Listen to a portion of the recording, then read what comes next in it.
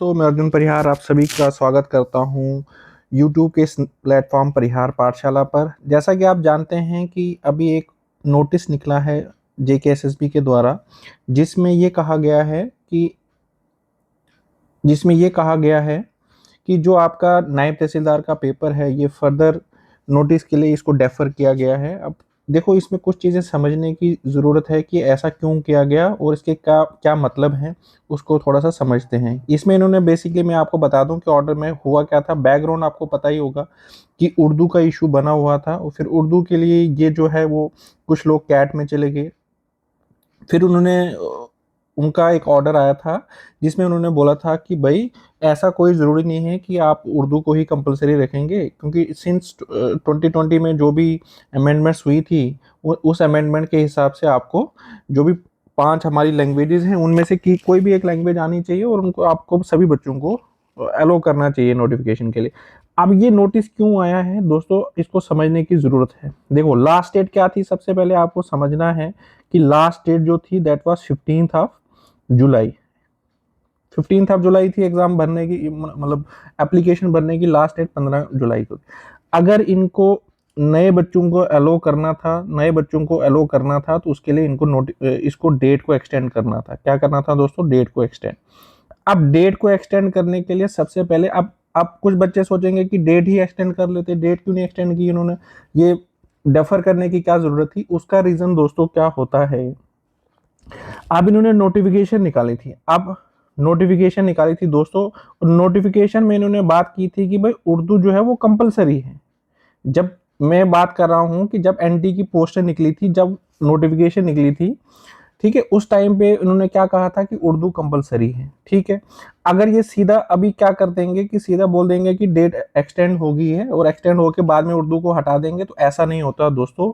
क्या होता है, कल को तो कोई भी उठ के कोर्ट में चला जाएगा, ठीक है, कि भाई आपने एक नोटिफिकेशन, जब आपने नोटिफिकेशन निकाली थी तो उसमें उर्दू तो कंपलसरी था, अब आप पेपर में कैसे कर सकते हो?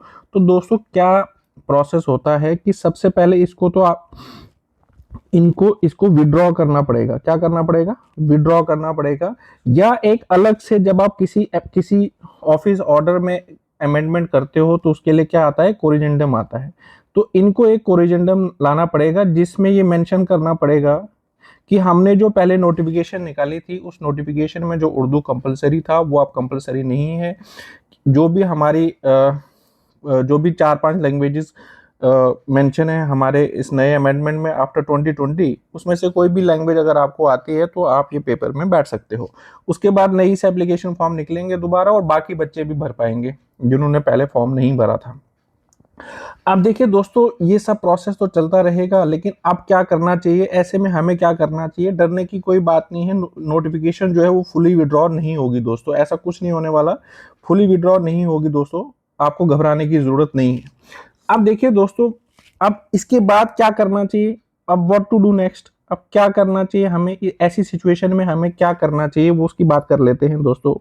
मैं कुछ एग्जांपल के साथ आपको कुछ समझाना चाहता हूं। एक होता है follow the ball strategy. Follow the ball strategy, ये क्रिकेट जो लोग देखते हैं उनको पता होगा कि ये चीज क्या होती है। अब देखिए, कुछ क्या क्या होता है कि मान लीजिए आप कैप्टन हैं, आप बॉलिंग टीम के कैप्टन हैं और क्रिकेट मैच चल रहा है। तो क्या होता है कि मान लीजिए बैट्समैन ने खेला और कभी कैच जो है वो स्लिप में चला गया। स्लिप में पहले प्लेयर नहीं था, फिर आपने प्लेयर जो है वो स्लिप में लगा लिया। थोड़ी देर के बाद जो कैच था वो कवर्स में चला गया, फिर आपने कवर्स में प्लेयर लगा लिया। ठीक है, फिर स्क्वायर लेग पे कैच चला गया, फिर आपने स्क्वायर लेग पे प्लेयर लगा लिया। इसे कहते हैं follow the ball strategy. Follow the ball, ऐसे में आप कभी भी बैट्समैन को आउट नहीं कर पाओगे कि बॉल जहां जहां जा रही है और वहां वहां आप अगर आप प्लेयर लगाते रहोगे तो आप बैट्समैन को आउट नहीं कर पाओगे। इसको प्रोएक्टिव अप्रोच नहीं बोलते हैं, दिस इज पैसिव अप्रोच। ठीक है, वही यहाँ पे क्या करते हैं, बच्चे भी करते हैं। ये क्या करते हैं कि जब नोटिफिकेशन आएगी तो ही हम पढ़ेंगे, जब भी कोई नोटिफिकेशन आएगी तो हम प्रिपरेशन करेंगे, अदरवाइज हम प्रिपरेशन नहीं करेंगे। अगर देखिए बच्चों, यहाँ पे होता क्या है, मान लीजिए जेएंडके में जो है, मान लीजिए कि अभी 50,000, मान लेते हैं कि एनटी का फॉर्म जब दोबारा वापस आएगा, या किसी भी फॉर्म की बात कर लेते हैं, कितनी पोस्टें थी यहाँ पे एनटी में? 75। और फॉर्म कितने लोग लगाएंगे यहाँ पे, नॉर्मली 25 से 30 हजार मान के चलता हूं मैं, हालांकि इससे भी कहीं ज्यादा। 30,000 में से कितनी पोस्टें हैं दोस्तों, टोटल 75 पोस्टें हैं। इसका मतलब इन 25-30 हजार में सिर्फ 75 लोग ऐसे होंगे जो वाकई में ऐसी तैयारी कर रहे होंगे जिनको लगेगा आगे जाके कि हाँ मुझे ये पोस्ट मिलेगी। बाकी 25,000 या 26,000 या 24,000 लोग क्या करते हैं, बस ये इन्हीं नोटिफिकेशन के चक्करों में घूमते रहते हैं उम्र भर। तभी कहते हैं बाद में कि ये एग्जाम नहीं हुआ, वो एग्जाम नहीं हुआ। वो इसीलिए एग्जाम क्लियर नहीं होते हैं क्योंकि हम लोग क्या करते हैं, वो फॉलो द बॉल स्ट्रेटेजी वाली कहानी है कि आज ये एग्जाम आएगा, इस एग्जाम की प्रिपरेशन कर लेता हूं, कल दूसरा एग्जाम आएगा, फिर दूसरे एग्जाम की प्रिपरेशन करता हूं, फिर तीसरा एग्जाम आएगा, फिर तीसरे एग्जाम की प्रिपरेशन करता हूं। एक्चुअल में हम ढंग से प्रिपरेशन कभी करते ही नहीं। ढंग से जब हम किसी एग्जाम की प्रिपरेशन करेंगे एक ही बार, अब होता क्या है कि देखो किसी भी एग्जाम का जो बेस है ना, जितने भी जेके एसएसबी में एग्जाम होते हैं, उन एग्जाम की अगर आप बेस देखोगे तो उसमें देखोगे आजकल जीएस, कंप्यूटर और रीजनिंग, रीजनिंग ये तो कॉमन है, ये तो हर किसी एग्जाम में आता है। क्या आप अपने आप से पूछिए कि आज अगर 10 दिन के बाद या 15 दिन के बाद अगर पेपर होता, 15 दिन के बाद या 1 महीने के बाद पेपर होता, क्या आप वो पेपर क्लियर कर पाते? आप अपने आप के साथ तो झूठ नहीं बोल सकते हो। इसका मतलब हम क्या करते हैं, ऐसे टाइम में हमें क्या करना चाहिए दोस्तों, ऐसे टाइम में हमें अपने बेसिक्स को स्ट्रांग करने की जरूरत है। बेसिक्स को स्ट्रांग अगर आप करोगे तो आप कोई भी एग्जाम में जो थोड़ा बहुत भी सिलेबस में अंतर होता है, हर एक एग्जाम में सिलेबस में डिफरेंस होता है, लेकिन वो जो सिलेबस में डिफरेंस होता है दोस्तों वो सिर्फ 10% का होता है। 90% सिलेबस जो है ना आपका वो कॉमन है, लेकिन आप लोगों ने सिंस ढंग से नहीं पढ़ा है वो चीजों को, आपने कंसेप्ट बिल्डिंग पे कभी ध्यान नहीं दिया। अगर आप कंसेप्ट बिल्डिंग पे ध्यान देते तो आज तक जो लोग 4-4 5-5 साल से मैं उनकी बात कर रहा हूं, अगर आपसे एग्जाम नहीं निकल रहा है तो उसका रीजन ये है कि आपने कंसेप्ट पे कभी ध्यान नहीं दिया। आप क्या करते हो, कोई भी जैसे मान लीजिए बुक पकड़ ली, लूसेंट पकड़ लिया और रट्टा लगाना शुरू कर दिया, अब कब तक उस चीज को याद रखोगे? अगर उस लाइन से बाहर कोई भी क्वेश्चन आ गया फिर आप वो क्वेश्चन कर नहीं पाते हो। अब देखो बच्चों, होता क्या है कि जो बच्चे ऑप्शन एलिमिनेशन करते हैं ना, ऐसे बच्चों की एग्जाम में सक्सेस होने के चांसेस सबसे ज्यादा होते हैं। ऑप्शन एलिमिनेशन वो बच्चा कर सकता है जिसके कंसेप्ट बड़े ज्यादा हैं, बढ़िया है। जिस बच्चे के कंसेप्ट बढ़िया होंगे वही बच्चा ऑप्शन एलिमिनेशन कर पाता है, अदरवाइज ऑप्शन एलिमिनेशन करना जो है वो थोड़ा सा मुश्किल रहता है ऐसे बच्चों के लिए जो डायरेक्टली वन लाइनर कहीं से भी पढ़ लेते हैं। अब फिर बच्चे क्या करते हैं, मैंने क्या कहा कि जैसे आप हर एक एग्जाम की तैयारी करोगे, ठीक है, फिर वो एग्जाम जैसे मान लो 5 नंबर से या 10 नंबर से रह जाता है, फिर कहते हो कि भाई मेरी किस्मत ही खराब है, मेरी किस्मत ही खराब। दोस्तों किस्मत विस्मत कोई खराब नहीं होती है, आपकी प्रिपरेशन सही ढंग से नहीं है।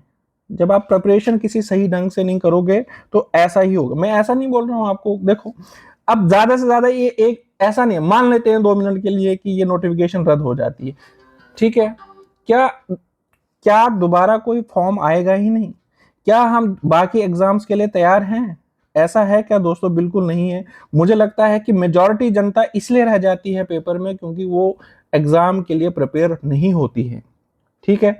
तो दोस्तों मेरे कहने का ये मतलब है कि आपको अपनी प्रिपरेशन जो है वो बिल्कुल ठीक रखनी चाहिए आने वाले टाइम में, क्योंकि अगर आप अपनी प्रिपरेशन सही रखेंगे तो आप कोई भी एग्जाम जो है वो क्लियर कर सकते हैं आने वाले टाइम में। तो दोस्तों मैं यही कहना चाहता हूं कि देखिए अब होना क्या है, होना ये है कि थोड़ी देर के बाद एक कोरिजेंडम आएगा। कोरिजेंडम मतलब जिसमें आप ऑफिस ऑर्डर में कुछ तब्दीलियां होंगी, उसमें यह बता दिया जाएगा कि भाई जितने भी मतलब जो पोस्टें थी एनटी के लिए, उसके लिए जो है वो आप सभी बच्चे जो है वो अप्लाई कर सकते हैं, ठीक है। बस ऐसा ऑफिस ऑर्डर आएगा, उसमें और डेट थोड़ी सी बढ़ा दी जाएगी। जो पेपर होने के चांसेस, अब ये डिपेंड करता है कि ये कितना जल्दी होता है। ये सब चीजें ये ऐसे हवा में नहीं हो जाती है कि भाई आज आया तो बोले कि आप नोटिस की जगह कोरिजेंडम ही निकाल दिया, ऐसा नहीं होते हैं। ऑफिस ऑर्डर इतनी जल्दी नहीं निकलते, मीटिंग्स वगैरह होती हैं, प्रॉपर कुछ तरीका होता है ऑफिस का, ठीक है। तो घबराने की जरूरत नहीं है। मैं आपसे यही कहूंगा कि आपको एक सही मौका मिला है फिर दोबारा से प्रिपेयर करने का, अपने कंसेप्ट बिल्डिंग पे ध्यान देने का।